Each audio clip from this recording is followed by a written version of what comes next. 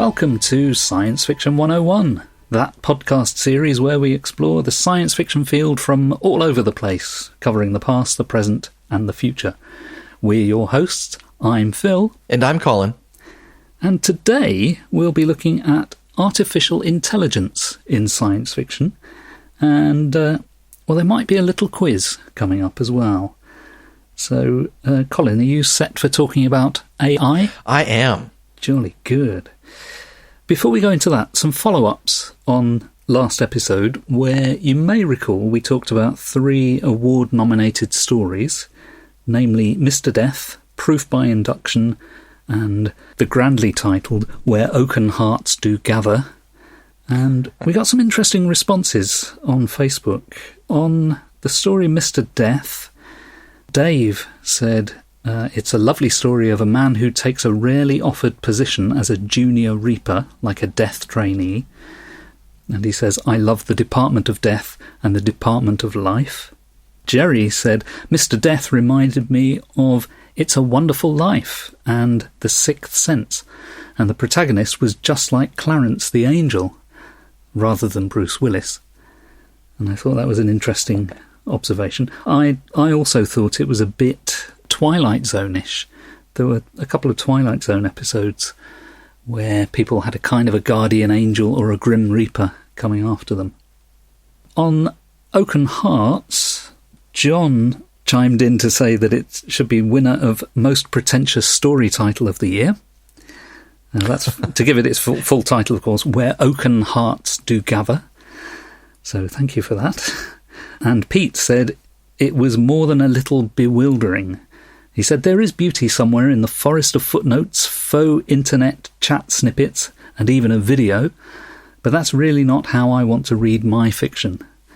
The poem or ballad itself is fine, a stately, elegant folk tale with just a bit of a sinister edge, but to be honest, it took me quite a few minutes to figure out what was supposed to be part of the story and what wasn't.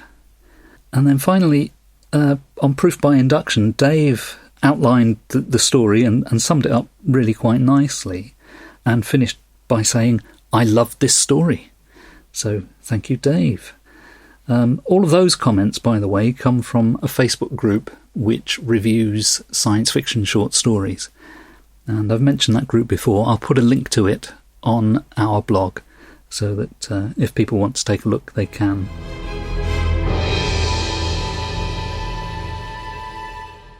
So, on to artificial intelligence.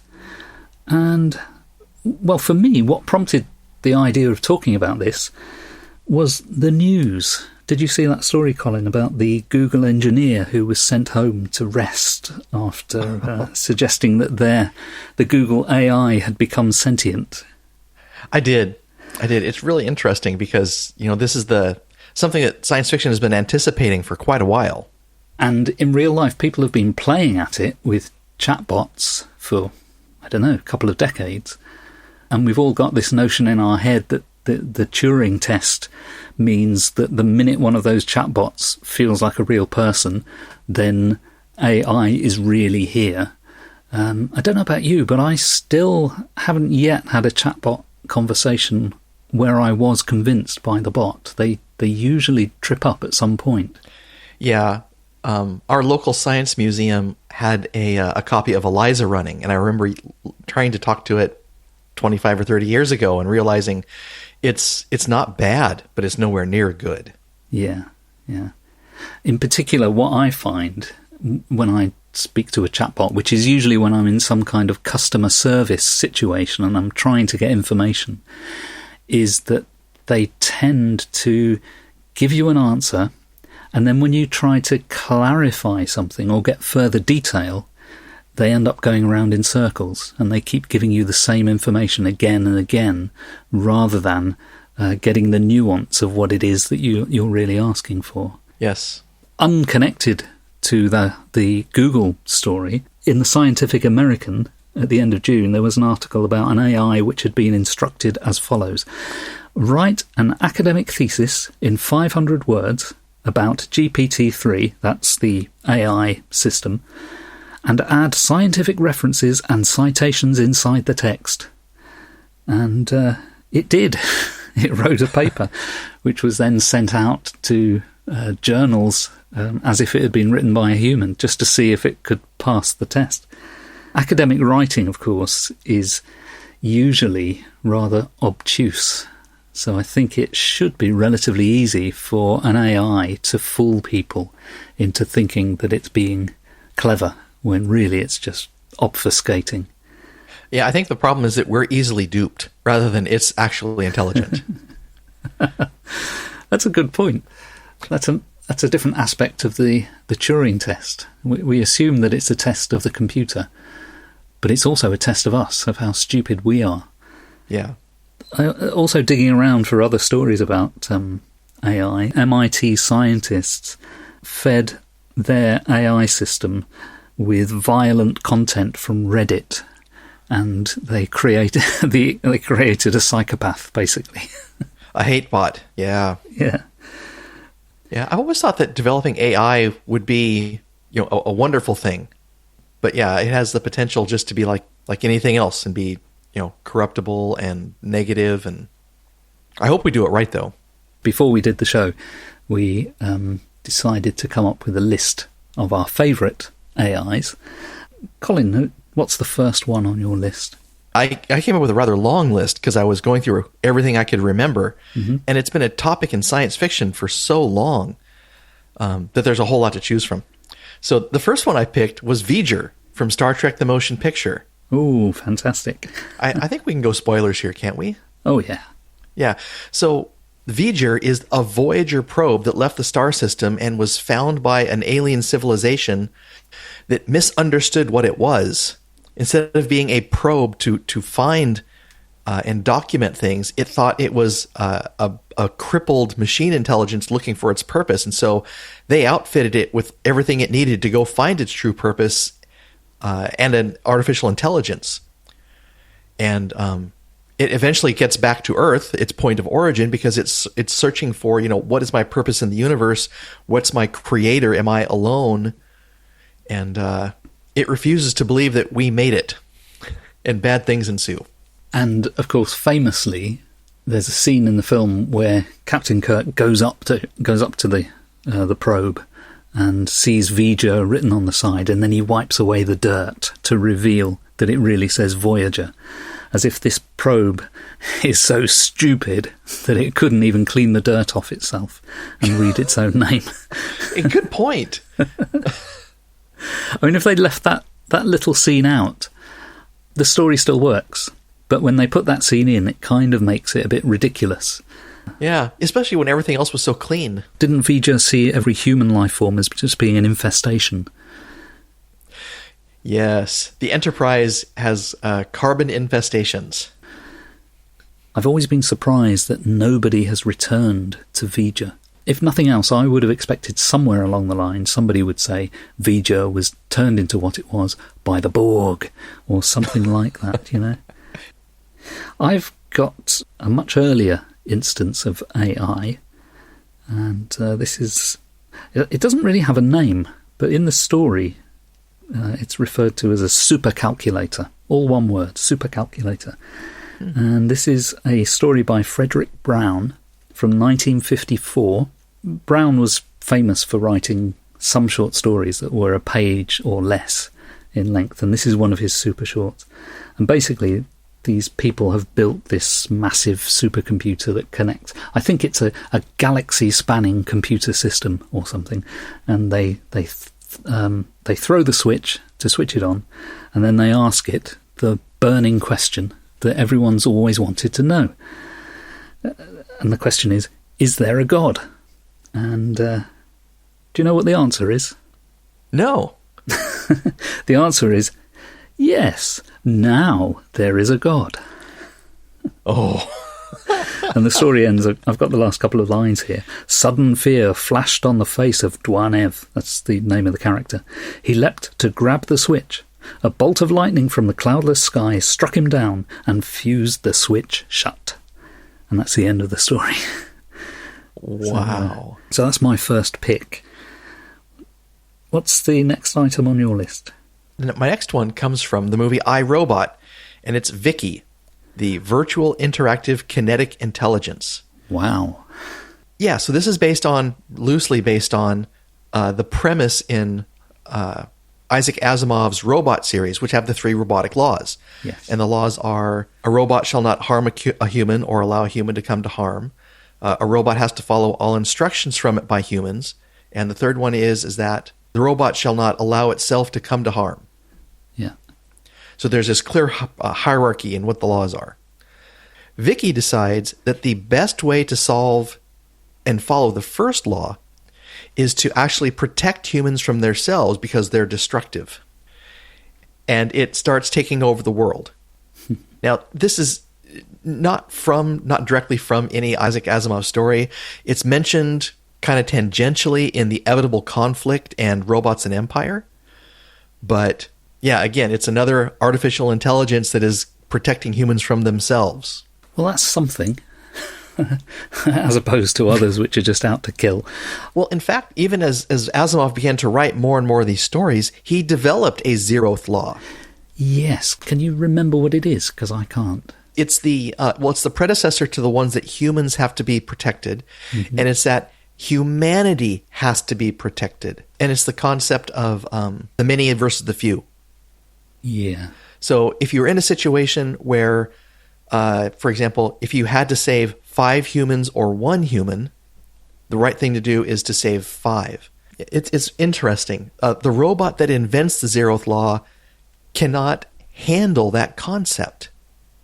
And so it actually ends up modifying another robot that has a more advanced cybernetic brain that can. Mm-hmm. And those 2 robots are Giscard, the one with telepathic powers, and Daniel Oliva, who was the robotic partner of the detective Bailey in the main robot novels. And later on, as he's bridging into his Empire series, Daniel Oliva kind of becomes this, like a guardian of humanity. And so it's developed that he is the person that helps the character who develops psychohistory. And then in the final set of Foundation novels, he is trying to set up a way to protect humanity forever in the future. Wow. And have you read all of those? I have, which is why I know this. Fantastic. I've always been too scared to go there because there's so many of them.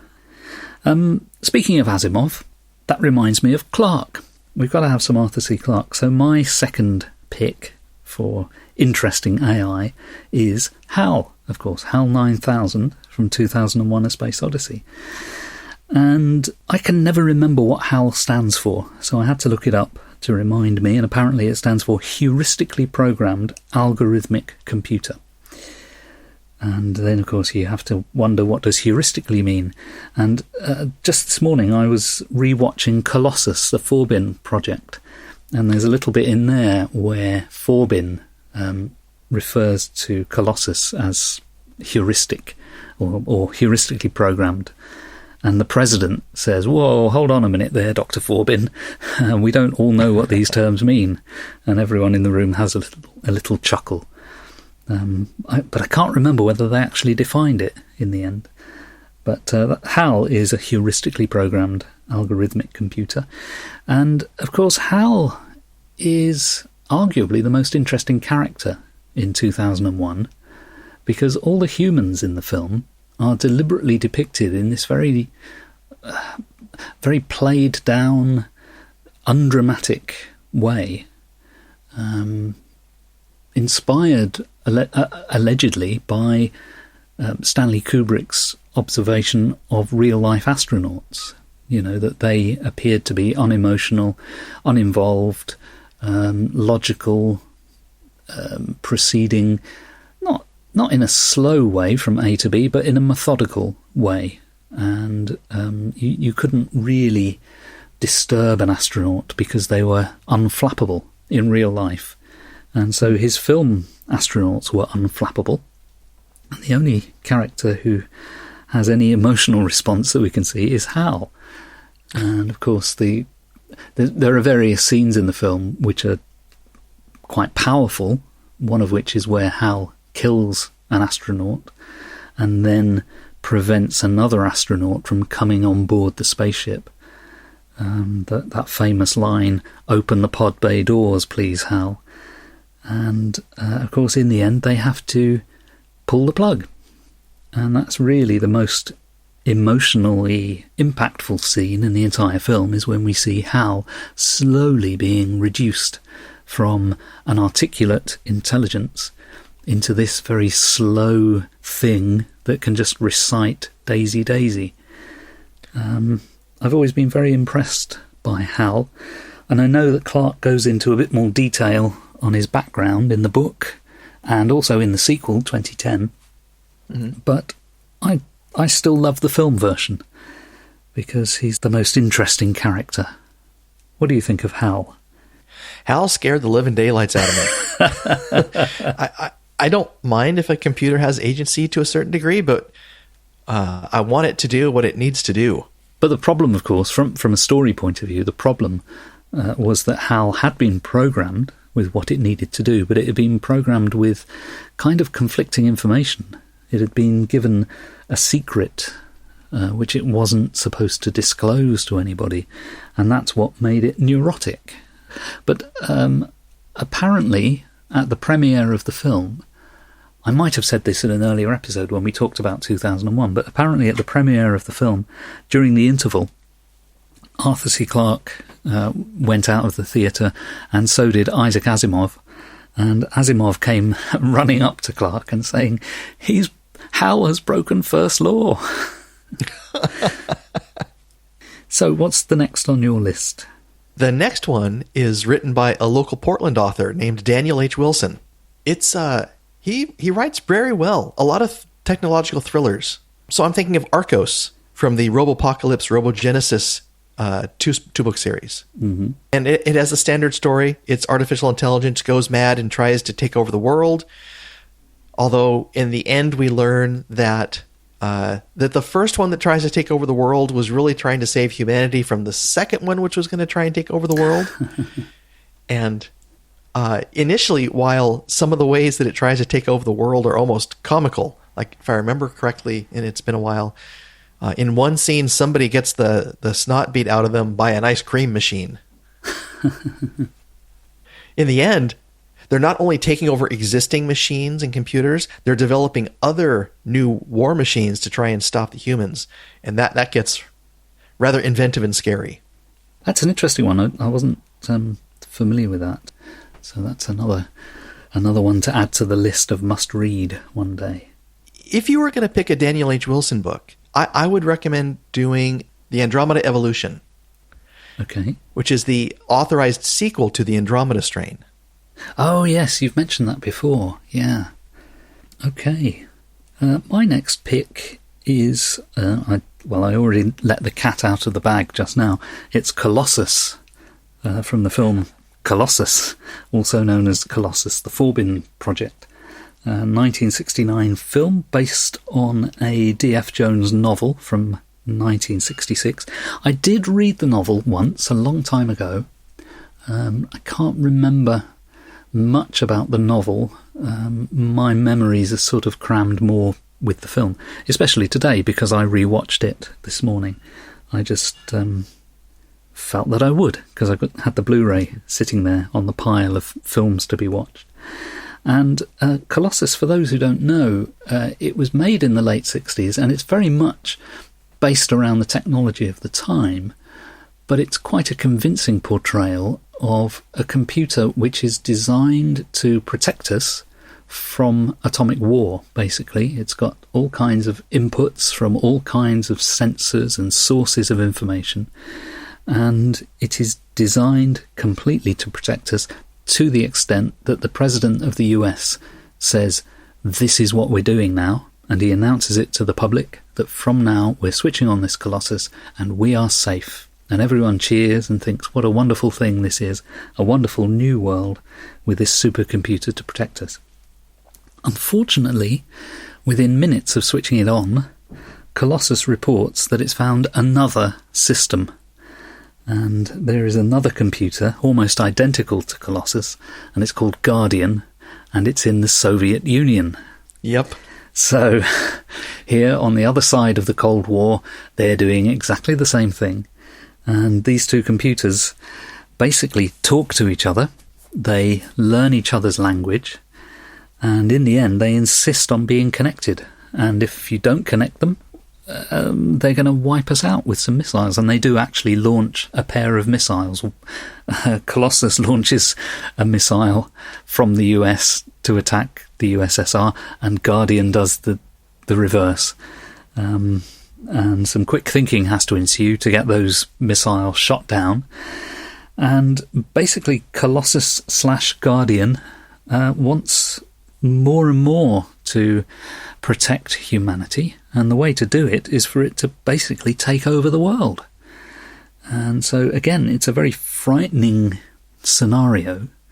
And I used to think that Colossus was a bit impossible and unlikely. I think when I first saw it as a kid, I thought it was interesting, but I thought, no, computers aren't really like that. But looking at the film today, it's very clear that they had this idea that computers could talk to each other. There's a scene in the film where the people deliberately disconnect the computers from each other, and the computers search for another route to communicate. And it is so much like the way the internet of today actually works. You know, if you send a packet of data across the internet, it doesn't travel from A to B. It travels by multiple routes. The data gets split up, and the entire internet looks for the best way to route each bit of data before they're finally reassembled at their destination. And so a lot of what's in the film, although it is dated, it has a kind of plausibility to it. And what I particularly love about the film, and I saw this very much in the rewatch this morning, is the way it's staged and shot. The film director Robert Altman is famous for overlapping dialogue and lots of things going on within the frame, but the director of this film, Joe Sargent, does the same kind of thing, and it's very realistic, and I think it holds up remarkably well for a film from 1969. And in the end, Colossus is totally in charge of the world, and if you don't like it, you are killed, basically. So so I quite like Colossus, because you have to. If you don't, it will kill you. It's probably listening right now. It probably is, yes. What's the next on your list, Colin? The next on my list is also a military computer. Mm-hmm. It is the Bolo 15 Model M from the Bolo series by Keith Laumer. Ah. So the Bolo machines were really envisioned as tanks originally, but the Bolo 15 Model M was the first fully autonomous one that did not need a human co-pilot. And it was, tasked with, protection and attack for, I think this one was pretty much American-based, Western culture-based, against an Eastern-style culture, and then eventually aliens. Mm-hmm. It's sort of like a tank, but where is the AI? Is the AI physically in the machine that moves around? So this is a kind of a mobile AI, is it? It is. Yeah. We had talked about not doing droids or robots, but putting an AI inside of a tank seemed to me kind of close enough to that, because the tanks were also gigantic. Right. Okay. Where does the name come from? Bolo. Actually, it's never defined. It's just a name. It's got the ring of reality to it. I think any time anyone in a story invents a piece of technology, if they just give it a name like Arcos, that's okay. But if they call it the Arcos 14, then it's suddenly, it feels like it exists within a continuum. Do you know what I mean? And so the Bolo 15 Model M really sounds like it's almost like a washing machine or a model of laptop that you could buy. Yeah, although this one won't wash your clothes, it'll destroy them. Well, same thing, My next one is called Harley, and that's from David Gerald's novel When Harley Was One, which was published in 1972, and he did a revised version of it called When Harley Was One Release 2.0 in, I think, 1988.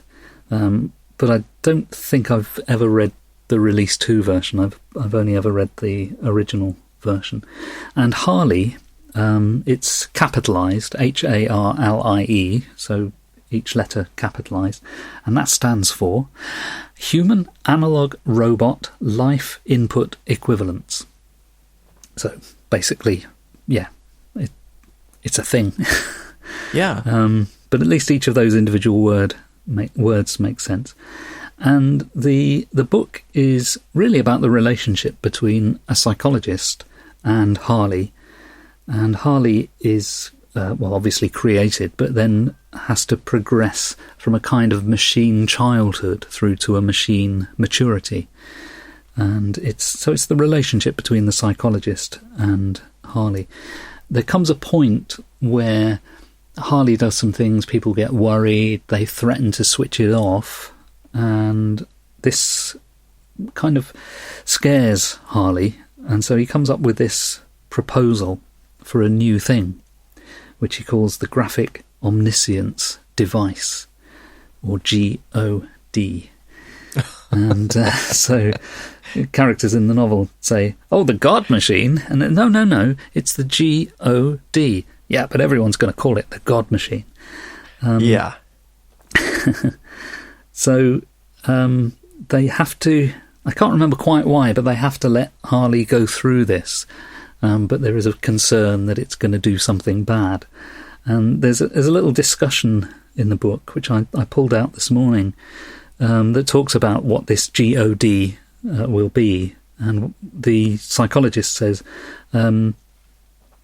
look, a computer doesn't actually solve problems, it builds models of them. Or rather, the programmer does. That's what the programming is. It's the construction of a model and its conditions. Then the machine manipulates the model to achieve a variety of situations and solutions. And it's up to us to interpret the results as a solution to the original problem. The only limit to the size of the problem is the size model the computer can handle. Theoretically, a computer could solve the world if we could build a model big enough and a machine big enough to handle it. So although Gerald doesn't go into the precise details of how you would program a thing like this, he's clearly got a concept of what it is that computers can do. And I think modern computing, in terms of AI, doesn't do that so much. I think a lot of modern AI in real life is based around the idea of neural networks and machine learning. And essentially what we're asking computers to do nowadays is make sense of a pattern. So we give it a pattern of inputs and we tell it we want a pattern of outputs. And it doesn't necessarily know, in inverted commas, why one input leads to one output. It's simply learned the associations, the combinations. But in David Gerald's novel, there's this sort of higher level concept of what computers could do, and that is around this building of models. So it's quite interesting the way he does that. But overall, the book is, I think, quite an emotional book. A lot of it is written purely in terms of dialogue, and it's in block capitals, this dialogue. And it's essentially it's what the psychologist is typing in and what Harlie is typing back, but it's just presented on the page as dialogue, and it's very beautifully done and it's very absorbing, and I think it holds up quite well today. And I would guess that Release 2 feels a bit more modern, but I haven't read it as far as I remember. Interesting. So that's my fourth item, and I'll leave it to the listener to read the book and find out whether Harlie destroys the world or not. It does seem that a lot of these AIs are built as villains or antagonists in the stories. That's right. Or they become villains and antagonists rather quickly. And quite often my theory is that it's because the programmers haven't thought it through. They've overlooked something. And the minute you let the computer have its own way, it sort of pounces on the whatever it was that was overlooked. That's why I think in real life it's unlikely that we'd get there, because we'd put the safeguards in place to begin with. In real life, we have robots in factories. That was the first place we had robots. But if you've ever been in a factory with robots, you see that mostly they're inside cages, or there are physical barriers that prevent human beings from going anywhere near the robot. So people know that there are dangers, and they've mitigated them in the design from day one, But in a lot of science fiction, something is overlooked. Yeah, the Asimov stories about robots and artificial intelligences are really explorations about ways those rules can be bent and abused on a robot-by-robot basis. That's right. And they're fascinating logical readings. They are, and therefore they are a bit like works of philosophy, because that's what philosophers aim to do. They start out with a set of premises, and then let's explore where that leads us to.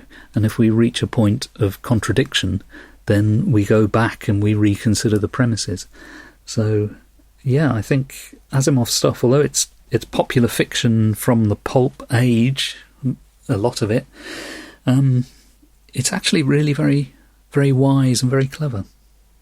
What's your next one? This one might be a bit of a stretch, but I think the computer on the Enterprise D is an artificial intelligence. It's never a main character in the stories, although it does many interesting things throughout the entire series. It does advanced scientific research, it does medical research, it does strategy and tactics. In one episode, when they're on the holodeck, Geordi accidentally asks the Enterprise to create an opponent that could, in theory, defeat Data. And it's where we get the Moriarty episodes. And Moriarty shows every indication of an artificial intelligence. And in the episode called Emergence, the ship kind of hijacks itself to go to a nebula because it needs a component to build a component of something. It's never really described as what, although we get to see it leave the Enterprise. But it kind of like births something which goes out into the galaxy outside of the Enterprise. I remember those Moriarty episodes, because I think he comes back, doesn't he? There's more than one of those. He does. But is there not an episode where the Enterprise kind of takes over and becomes an intelligence, or is that the one that you're describing? I think that's what I'm describing. On the holodeck, it's represented as a train trip. Right. And by pulling various levers and things, they're trying to get to New Vertiform City. And then there's another one where, let me think, the Binars hijack the Enterprise. Oh, yes. Lieutenant Barclay eventually uploads a large part of his brain into the Enterprise. That's more of a comedy. I think it became a character as the series developed, and more so than in the original series. In the original series, the computer was a very mechanical sounding voice, and it would tend to say "working" when it was working something out. Yes. Whereas in the Next Generation, the computer becomes much more human just in the way it presents itself, because it's got a more human voice. It's still a kind of regimented voice, but it sounds like a person rather than a machine. And I think it becomes a character very much. Yeah, it almost sounds like Nurse Chapel. Well, that's an amazing coincidence. And both of them sound like the original number one from the original series pilot. Yes. In thinking of television series, and I by no means have seen all the anthologies or all the other series, Star Trek, I think, deals with artificial intelligence more than any other one I can think of. Yeah, I think that's probably true, and I suspect it comes out of budgetary constraints, because what they most often could only afford to do is do episodes based on the ship itself. So, there's only a limited number of stories you can tell on board the ship, and having the computer go berserk or be taken over is sort of a classic ploy to create a bottle show, a bottle episode. Yeah.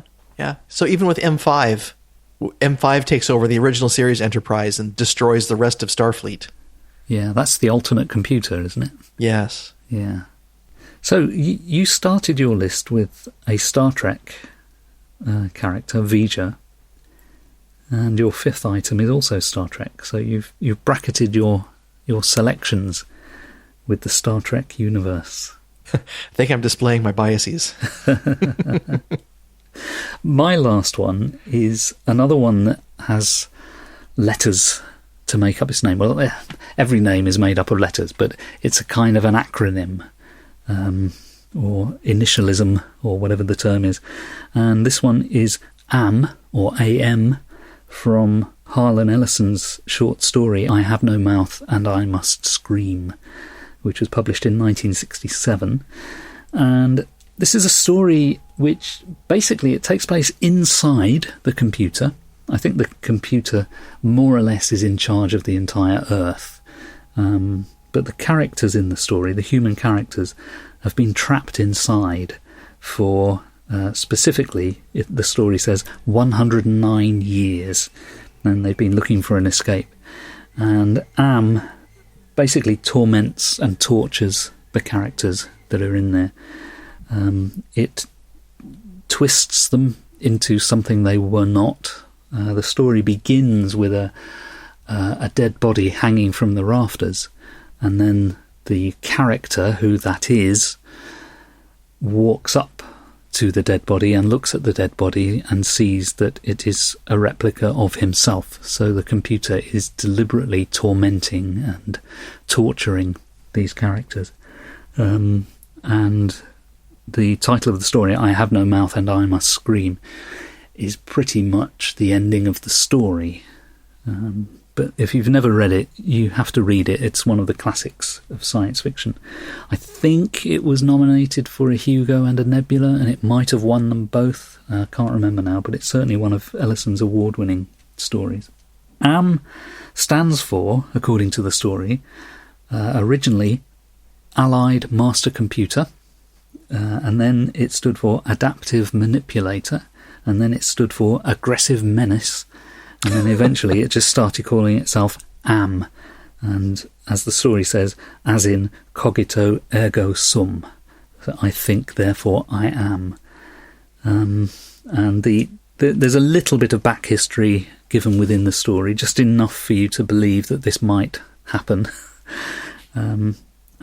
What's interesting is that AM started out as 3 supercomputers. There was an American one, a Russian one, and a Chinese one, which started talking to each other, and eventually, the word used in the story is they eventually honeycombed the planet.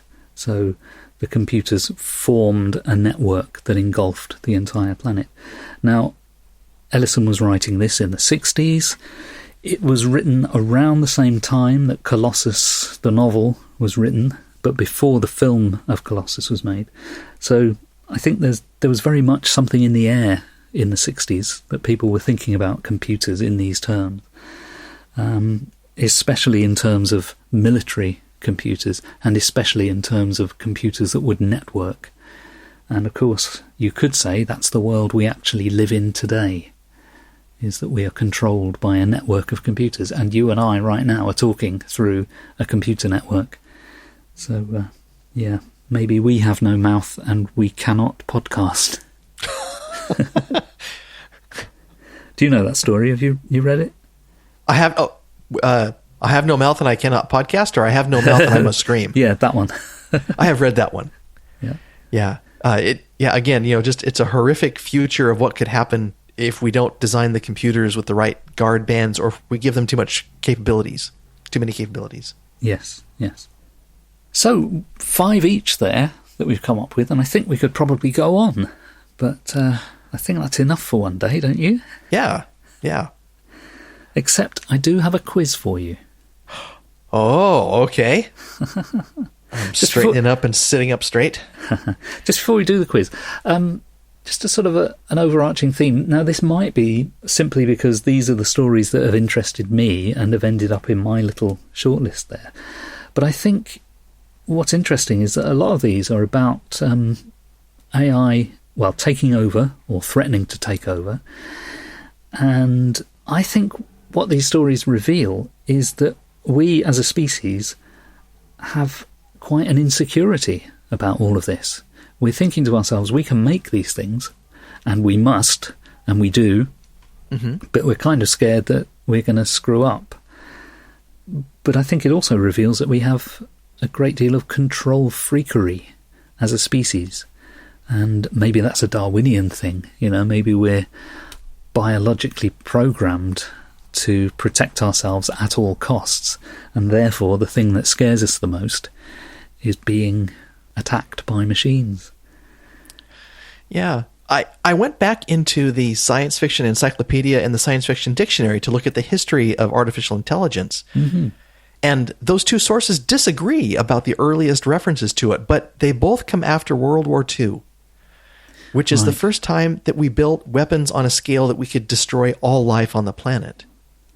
Yes. And so I wonder how much that knowledge of what we can do influences the thoughts of the gray goose scenario of nanotechnology, of artificial intelligences and losing control of the world or being opposed to them, and many other scenarios. That is very interesting. It does seem to have it seems to reflect the Cold War, but obviously even when we were not in the Cold War, when we thought the Cold War was over, I think we're now back in the Cold War, but for that period from, I suppose, in the 90s, when we thought the Cold War was over, there was still a lot of these stories going around. So I think they're not just a product of their time, but obviously triggered by things that were going on in the real world.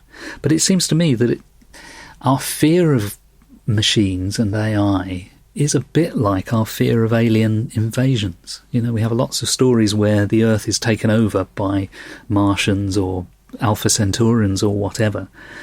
And really, I think what's revealed in alien invasion stories is that we're afraid of someone coming here and doing to us what we usually do to others. Oh, yeah. And that seems to be the same with the machines. We treat animals badly, we treat our machines badly, and we're just afraid that one day they're going to turn on us. I would agree. I had mentioned before we started recording that I just come back from vacation over on the coast, and one element of that vacation was the celebration of the founding of the town that we were in by my wife's ancestors, 4 generations back. Yeah. And part of that celebration was a land acknowledgement by 2 different tribes of Indians that had previously occupied that area before they were forced to move inland. Yes. Yeah. And their forgiveness and their graciousness was really deep and appreciated. I go to academic conferences, and during the pandemic period, I attended some conferences online, and I attended some events that were from Australia and New Zealand. And it became almost standard that every presenter at a conference would begin by recognising the indigenous population of whichever area they were from. So that's where I first encountered that as a thing that wasn't just being done as a token, but as being built into the way that people talk about where they live. And it's interesting that I've started seeing it in American contexts now, and what you've just said echoes that. Here in the UK, of course, we famously went out and treated other people badly and built an empire, which we then retreated from. So we have a lot of guilt, and I don't think we know how to deal with it. Yeah, it's a difficult thing. Let's just hope that in the future that we aren't having this conversation with something that speaks in a very calm, measured, artificial voice as it apologizes for the places we have been relocated to and the resources we don't have access to anymore. To be sure, it will sound like Hal, no doubt. Just before we finish the AI discussion, I put a little notice on Facebook to say that we were going to be talking about AI and asking people for their suggestions of their favourite AI. So we got a few responses. Mike Glyer from File 770, he suggested was one I'm not familiar with, and I'll struggle to say this, so here goes, first attempt to say this. He suggests corporate skashkash in Alexis Gilliland's Rosinante trilogy. Are you familiar with that one? No. No, me neither. So we'll need to follow that one up. Seth Heasley of the Hugo's There podcast said, embodied AI, do robots count? And I assume he meant robots because he spelt it with a U. And for those who don't know, that's how Isaac Asimov always pronounced robot. Seth says, for disembodied, I may have to go with am from I Have No Mouth and I Must Scream, because I figure that's the most likely outcome if we ever create true AI. But actual favourite is probably Colossus. So Seth and I on the same wavelength there. And then Daniel also nominated Colossus and put in a little quote from the film, freedom is an illusion. That's one of the things that Colossus says towards the end. And Athanasios says Hal has to be there for the suggestion of feelings. And then also Deep Thought from The Hitchhiker's Guide for being a total computer despite the ultimate intelligence. And the last one he suggests is Max from The 13th Floor, which I think is also a rather psychopathic AI. And the last one was Joe, who said Marvin in Hitchhiker's Guide is fun, which I agree with.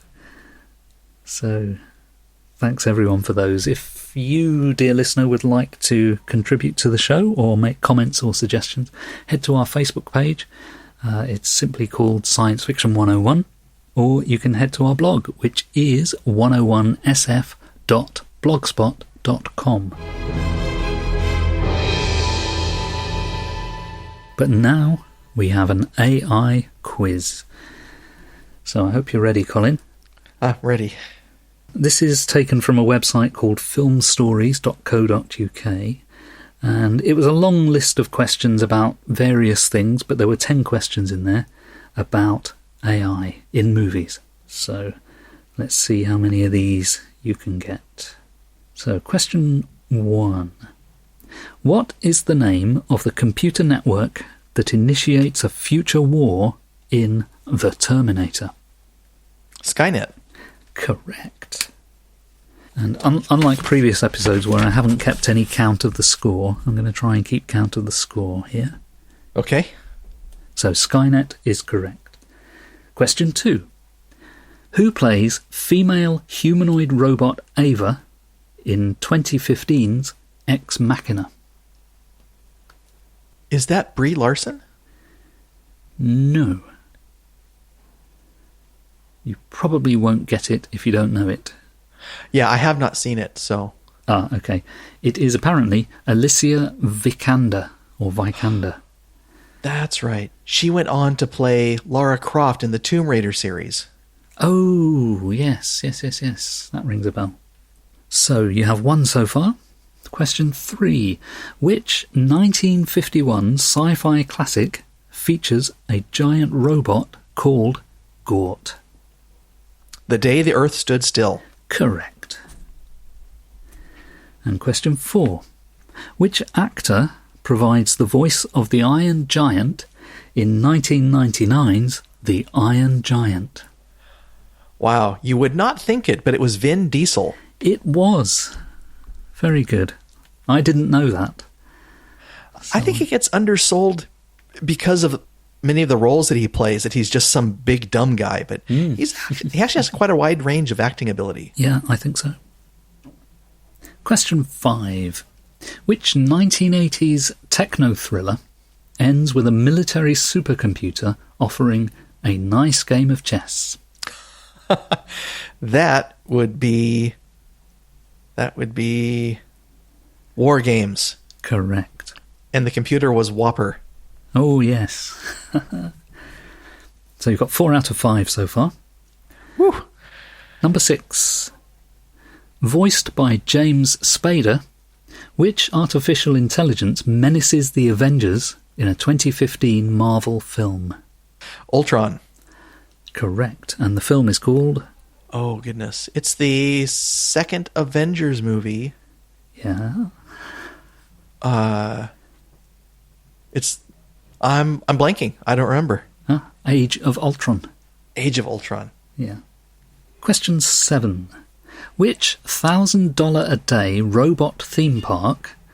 Now, I could just stop there, but the question goes on. Which $1,000 a day robot theme park is the subject of a 1970s sci-fi thriller of the same name? Oh, Westworld. Yeah, it has to be, doesn't it? Yeah. How many other movies were there with a robot theme park? Boy, until you said 1970s, I had no clue. Wow. Question 8. In the Matrix films, Sentinels are nicknamed for their resemblance to what animal? Squids. Correct. So you're doing very well so far. Question 9. Leon, Pris and Zora are characters in which sci-fi film? Leon, Pris and Zora. Blade Runner. Correct. I wasn't sure about the pronunciation of Zora. Is that right? Am I saying that right? I think you are, yeah. Z-H-O-R-A. I don't think I've ever seen that name written down, you see. So you're doing very well. And now we're on to the final question. Question 10. How many Brave Little Toaster movies have been released to date? Brave Little Toaster. I have no idea. The only Brave Little Toaster I can even imagine is, I think those are children's novels, but I think I must be completely off base. Not entirely. The original Brave Little Toaster was a story, or possibly a book, by Thomas M. Dish. And it was made into a film by Disney. Pretty sure it was Disney. And then they made 2 sequels, so there have been 3 in total. Whoa. I think 2 of them were just made for TV or direct to DVD or something. So congratulations, you got 8 out of 10 there, and that means, well, you're some sort of expert on AI in the movies. I may have to go watch Ex Machina and become more familiar with it. But not Brave Little Toaster. I do have Disney Plus. It's got to be on there if Disney adapted it. Yes. Yeah. I've never seen it. I always thought it ironic that Thomas M. Dish's legacy was Brave Little Toaster, because he was we talk about certain science fiction writers as being very misanthropic, and he was certainly one of them. In fact, I think he was a very troubled man, and I think he committed suicide. But Brave Little Toaster, the Disney animated film, is not at all in character for Thomas M. Dish, and yet it's probably going to be the thing that he's remembered for. Could be a saving grace. Possibly.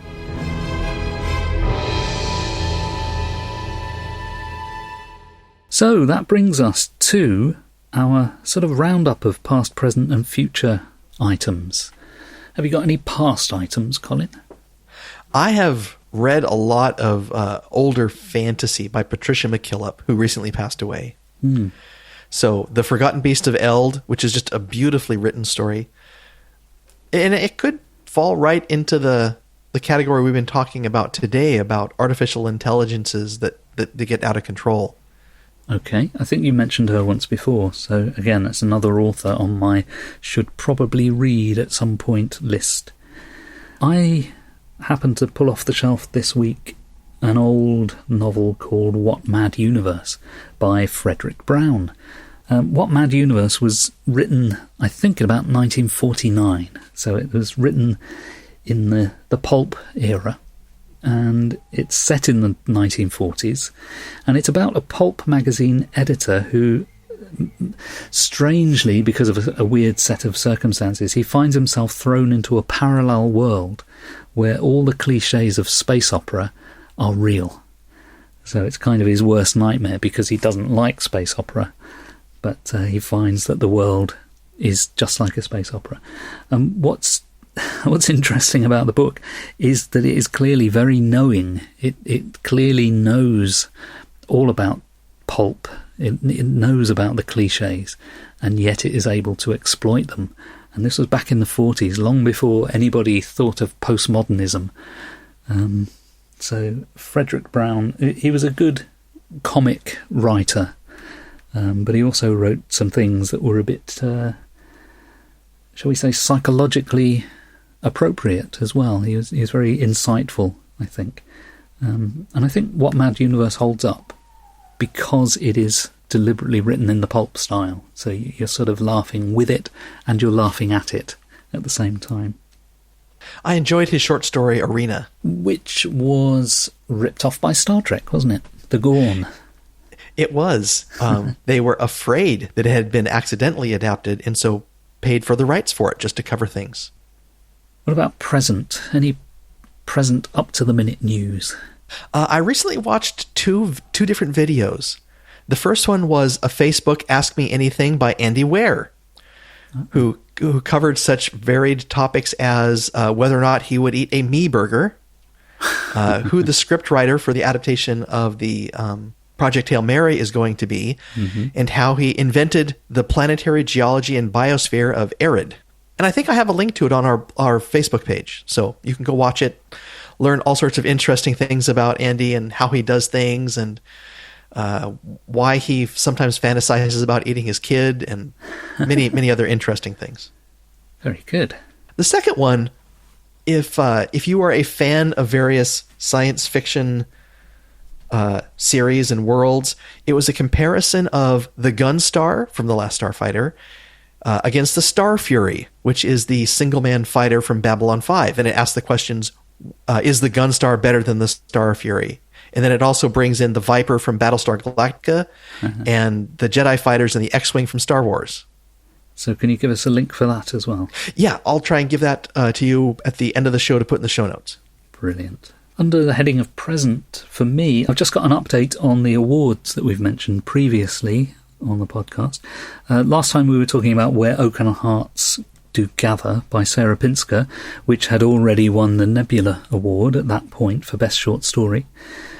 Shortly after we recorded that podcast, it went on to win the Locus Award as well. So the only remaining award is the Hugo. I mean, there are lots of awards in the world, but the reason we chose those stories was that they were nominated for Hugo, Nebula and Locus. So far, we've got 2 out of 3 for the Sarah Pinsker story. So it'll be interesting to see whether she can make it a hat trick with the Hugos, which are announced in September. Yes.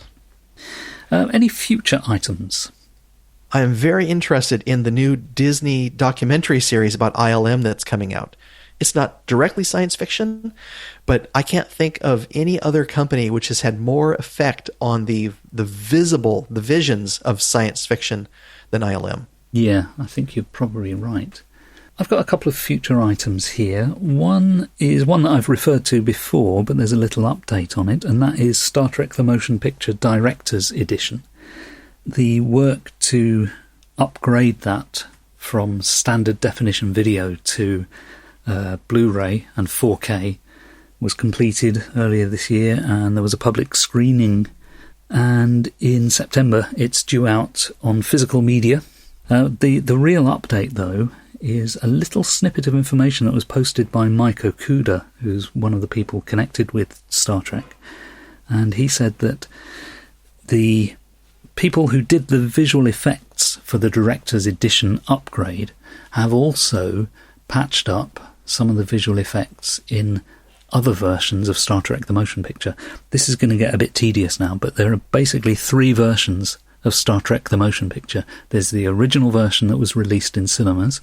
There's a television version that came out, I think, sometime in the 1980s, which basically was the original film, but with any additional footage they could find spliced in very badly. And then the third version of the film is the director's edition. And the extended version, the TV version, famously had some scenes in it that literally should not be there. So there's a shot of William Shatner in a spacesuit coming out of a portal on the side of the Enterprise, and you can literally see the gantry of the studio surrounding him, because this shot was never intended to be used, basically. I mean, it was shot and it would have had some effects added to it, but then they decided to scrap that footage and redo the sequence, and in the redone sequence he wears a totally different spacesuit. But in this TV version, they stuck in this clip of him coming out in the wrong spacesuit and with an incomplete Enterprise surrounding him. Anyway, the people who've done the visual effects on the upgrade to the director's edition have also upgraded that particular scene. So if people choose to watch the extended version, the TV version of the movie, finally they can see a proper shot there. Although, as somebody pointed out, he's still wearing the wrong spacesuit. It still doesn't make sense for that shot to even be in the movie. But if people want to see it, they can. Two other items. One is some information I saw about Neil Gaiman works coming to the screen. I mean, he's had a few things adapted for TV, such as American Gods and whatever the other one is called. Good Omens. Good Omens. With Terry Pratchett. Yes, that's it. Yes. But coming up is The Sandman, and that's been in development hell for 30 years, and it's finally been produced for Netflix, and it's out in August. So that should be interesting to finally see a screen version of that. And also, his novel Anansi Boys is in post-production at Amazon. I don't think there's a date yet for that one. 11 years ago now, I backed a Kickstarter from someone that wanted to adapt one of his short stories into an animatic. And I think this man greatly underestimated two things. One was the passion of Neil Gaiman fans, because it funded and overfunded. Right. The second thing was the scope of the project that he had tried to take on, because he is still trying to complete it 11 years later. Whoa. So when people complain about their Kickstarter that's, a few months late or running long for a year, I just wave my hand dismissively and say, you don't know what you're talking about. So when you invested, were you expecting to receive a copy of it in some format that is now obsolete? No, I think we can still play DVDs. Oh, good. For now.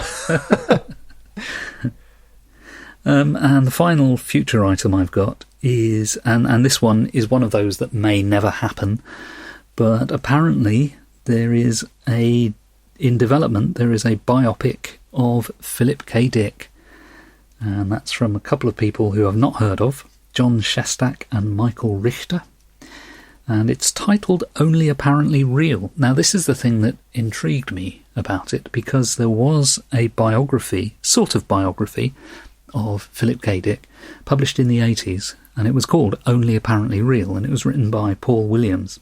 He was quite a well-known journalist who passed away a few years ago. And the fact that they're calling this project Only Apparently Real makes me think they are probably basing it on the book.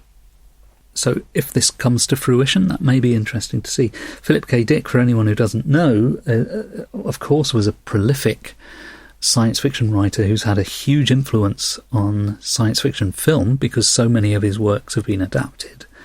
But he had some strange thing going on in his head where he was extremely paranoid, and he variously thought that he was being spied on by governments or aliens or both. So very strange character in real life, and I think it could be very interesting to see something made from that life story into a movie. But this is in early stages of development, so like many of these things that you read about, it just may never happen. But if it does, it could be good. So, do you have any more items? I don't. Okay, so I think we're done. So once again, we say thanks for listening, and we hope you'll join us next time. We're Phil Nichols and Colin Cuskey. Our theme tune is from purpleplanet.com. Look for the show notes on our website, which is 101sf.blogspot.com. and also find us as Science Fiction 101 on Facebook. And finally, please follow us or subscribe to us on your podcast app. You can find us on Apple Podcasts, Google Podcasts, Spotify, Podbean, Listen Notes, the list goes on and on, wherever you find your podcasts, basically. So thanks for listening, and we'll see you next time.